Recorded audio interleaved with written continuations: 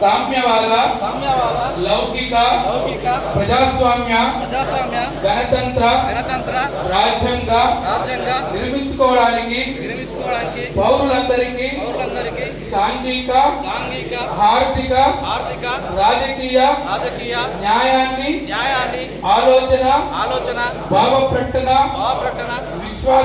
విశ్వాసము ధర్మము ఆరాధనల స్వాతంత్రాన్ని అంతస్తులోను అవకాశాల్లోను సమానత్వాన్ని చేకూర్చడానికి వారందరిలో వ్యక్తి గౌరవాన్ని జాతి సమైక్యతను సంరక్షిస్తూ సౌభ్రాతృత్వాన్ని పెంపొందించడానికి మన ఈ రాజ్యాంగ పరిషత్తులో 1949 నవంబర్ 20వ తేదీన ఎంపిక చేసుకొని శాసనంగా రూపొందించుకున్న ఈ రాజ్యాంగాన్ని మనకు మనం సమర్పించుకుంటున్నాం.